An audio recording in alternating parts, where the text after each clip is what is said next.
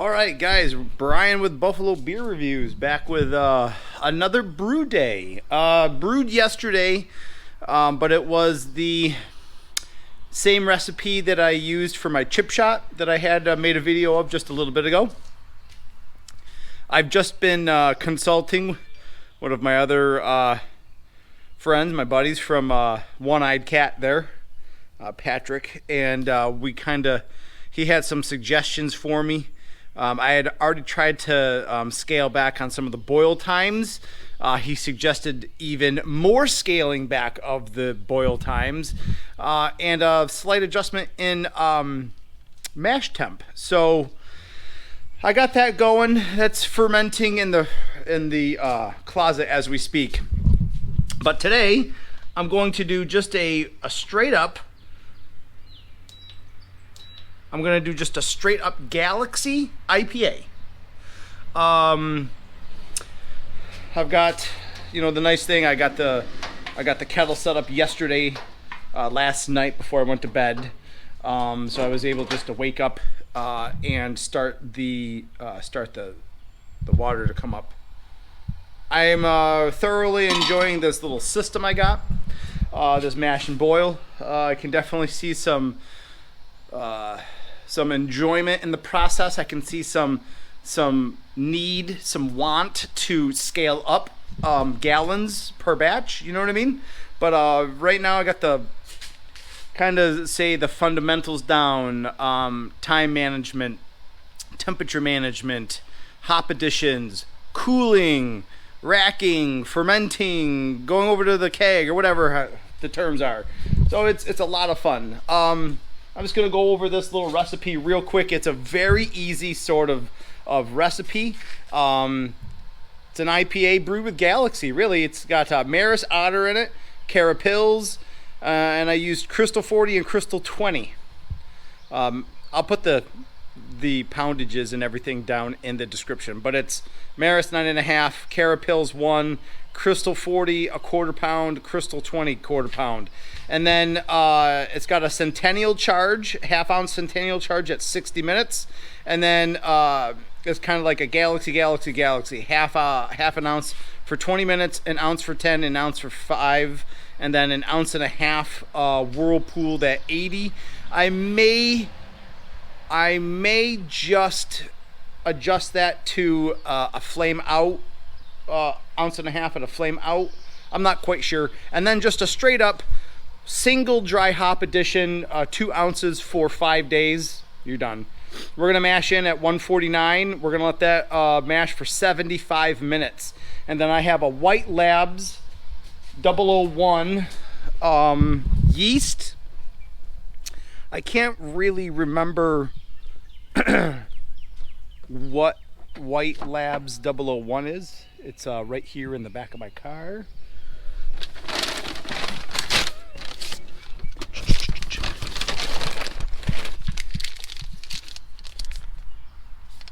It's the California ale yeast. So that sounds really cool. Yesterday I went to Let's Do Wine, which is technically the Buffalo Brew Shop. I kind of alternate between Buffalo Brew Shop and Niagara Traditions. Sorry, the camera's angled. But I got my Centennial charge. I've already got all of my Galaxy. It's still the remaining 18 ounces that I got about a month and a half ago. So that's gonna do it for my Galaxy supply. And that's it. I'll pick back up when I'm mashing in. I've been getting the temperature management down to a science. It seems really nice. For my sort of neck of the woods, I shoot for about a 7 to 8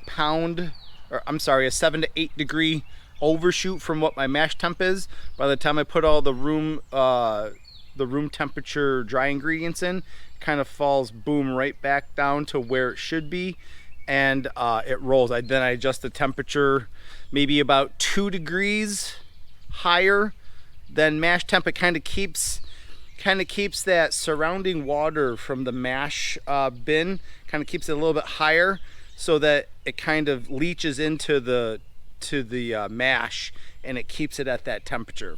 It just, I don't know if it makes any sort of sense, but I sit there with my thermometer and I like fixate on the mash temp, because I want to make sure that I'm extracting as much goodness, over that hour as I can. Do you know what I mean? But my beers have been enjoyable so far, extremely enjoyable. So I'm happy with it. That Galaxy, Nelson Sauvin, and Waimea IPA I made a little bit ago. I did not put that to video. That's in my kegerator right now. Turned out fantastic at 7.3%. I could not be happier with it. So I'll set the camera up. We'll do mashing and all that other good stuff. See you. Oh, real quick before I go, my friend Patrick also gave me a little bit of a tote full of rice hulls, and I will tell you what, that made stirring the mash, the consistency of it, really easy. And I felt like when I pulled the grain bin up, it made my sparging even more efficient. It was extremely enjoyable to use. I threw about a pound in. It seems like there's such a big volume for a pound of rice hulls, but they don't weigh anything. So it worked really well. I'm looking forward to it. I don't know. I think I'm gonna use another. I know that it's more like when you use the flaked oats and the flaked wheat and the flaked whatever, kind of sticks your mash. But I might use a little bit of it in this batch just to see how it works, see how it goes. So I'll pick back up later.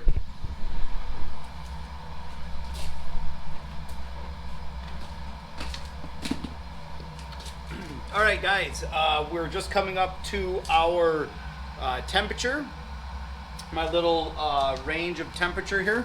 So I'm gonna just put down a nice little bed of the rice hulls before I start putting in my dry ingredients here. And the rice hulls, there is a lot per pound, but I don't think this is gonna be uber necessary, but I figured, what the hell.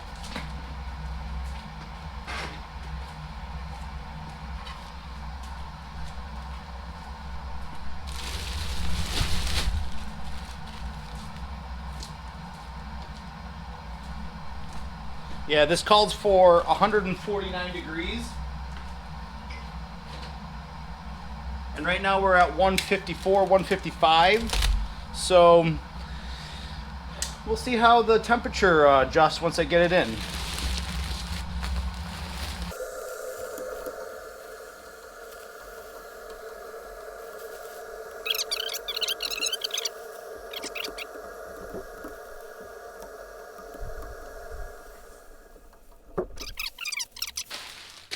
So that's it, mash in. I'm going to stir this up real quick, then check a temperature, and then do my adjustments. I have, since this kettle does not have a pump, I usually will draw from the ball valve at the end and kind of manually recirculate kind of the outer water through the mesh basket in the middle through the mash. And it really does help give you an accurate temperature of your mash. So let's see what we got here. Calls for 149.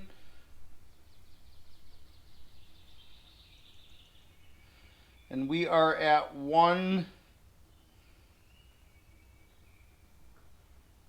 we're at 148.2. So not bad. I think once I start pulling some of this water through and circulating it through, I think we're going to come up that extra 0.8 degrees pretty easily. And then I'll adjust the temperature on my kettle, and we'll let it roll for an hour. I'm going to set the timer right now, 9:51. That was pretty close. Not bad, right? Not bad. I'll pick back up when I'm taking the mash out. All right, guys, we are done with our mash. Recipe called for like 149 degrees. Seems like I was fluctuating between like 147, high 147s to like 149, like 7, 149, 8. So I'm hoping that all turns out okay. I'm gonna mash out and pull this up.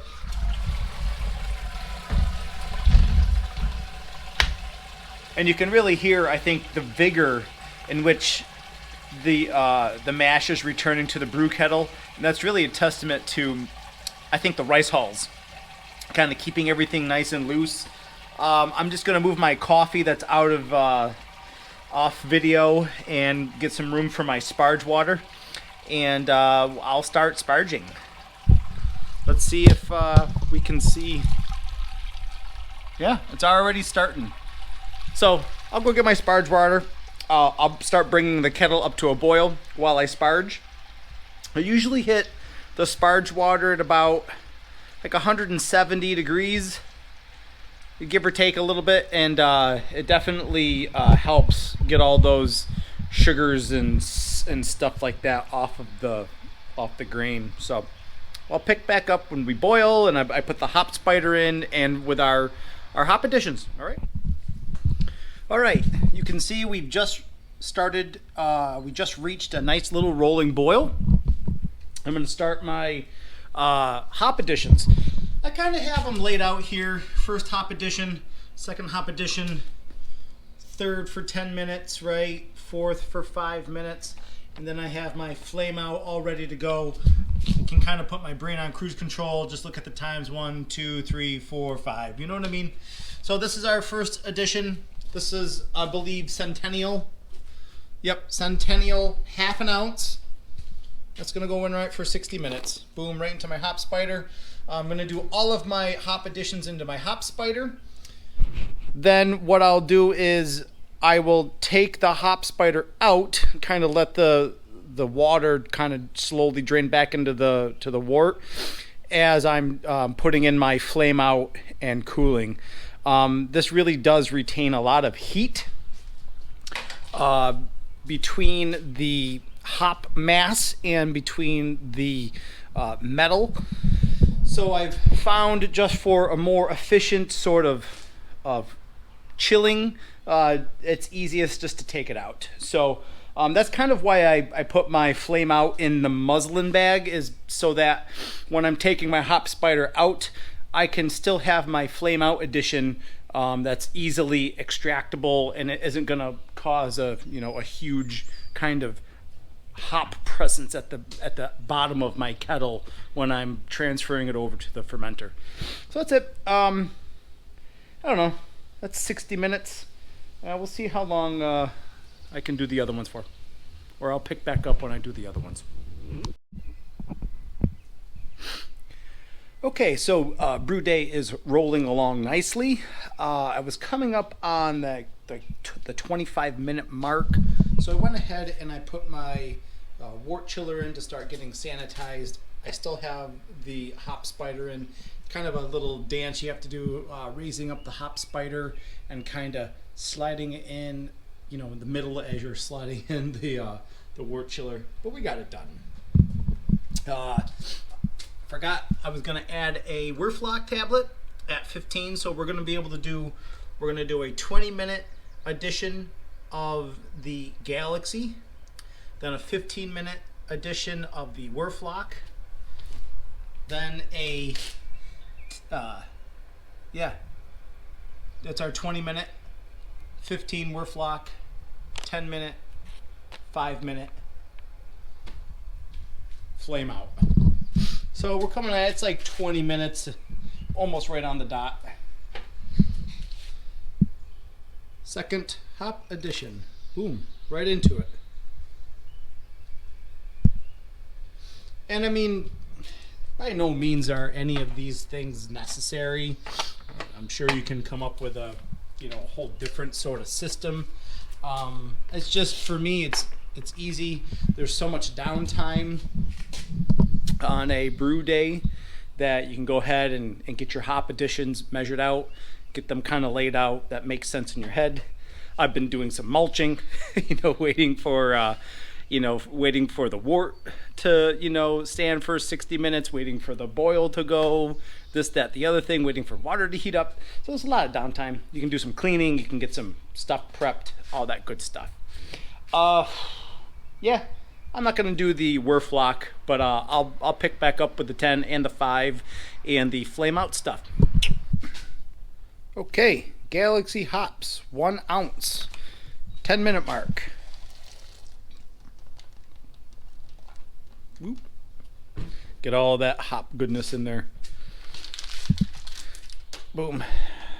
The bag that kind of all my ingredients came in just doubles as an easy cleanup day for me. You know what I mean? I'll pick back up with our 5-minute and our flame out, okay? Boom. Deal with it. No, seriously, coming up on my 5-minute Galaxy edition, 1 ounce edition. I don't know. This is about my 9th batch. It just seems to be getting a lot more comfortable. The timing, everything seems to be going really smooth. Boom. And it goes.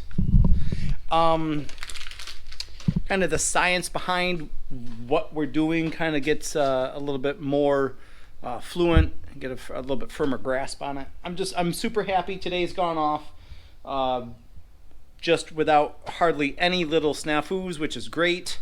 Yeah, I'm really pumped. I don't know, that's about it. Maybe I'll do the I'll take out the Hop Spider and do the Flame Out editions. I already added the what I didn't show you off camera was at 15 minutes left in the boil. I added my yeast nutrient and my Irish moss, as well as that Werflock tablet. So that'll help kind of bump it up. Whatever you can do to make fermentation pop and get the most out of your brew day. You know what I mean? So, all right, see you guys in a little bit. All right, guys, just hit my 60 minutes.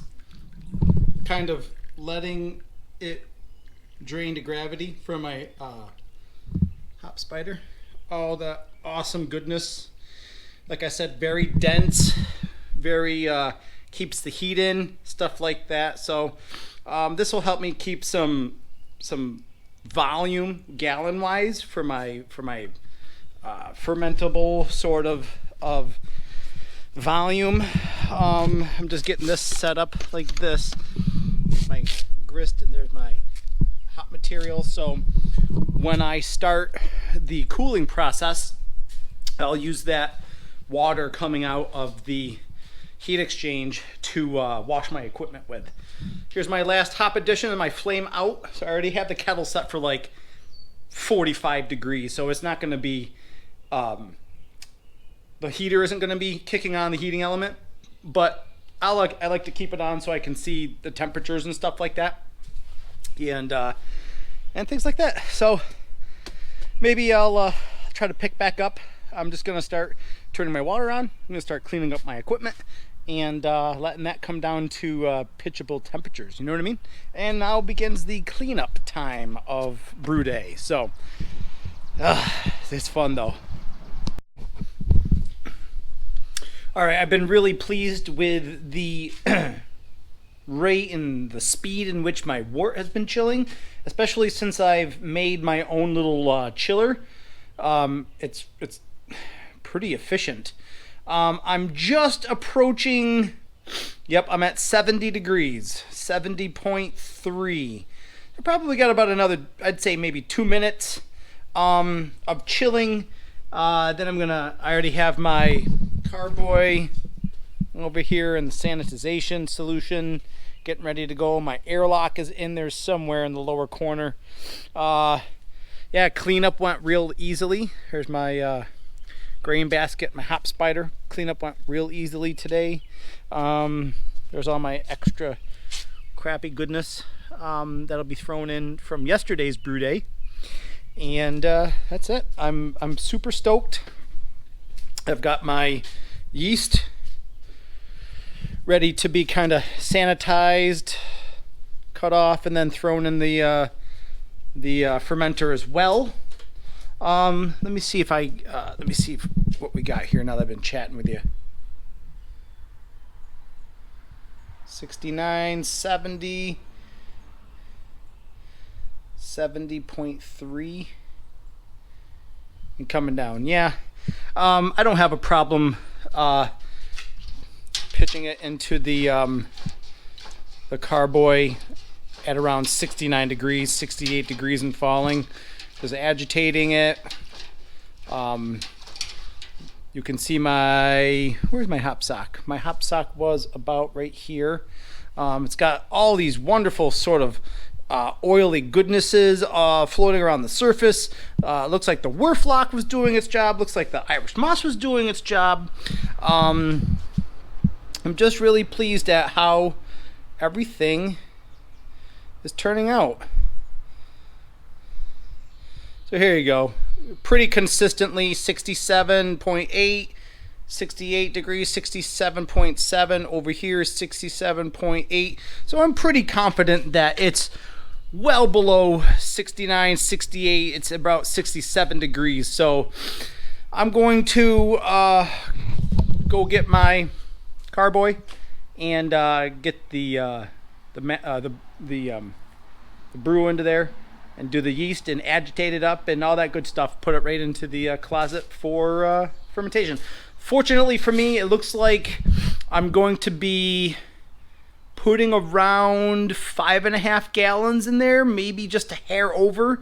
And this only has one dry hop addition, so I'm not going to be losing, I hope, I'm not going to be losing a lot of like keggable volume to the trube and stuff. Do you know what I mean? Which is even better. I'm looking forward to seeing what my original gravity readings are and stuff like that. Maybe I can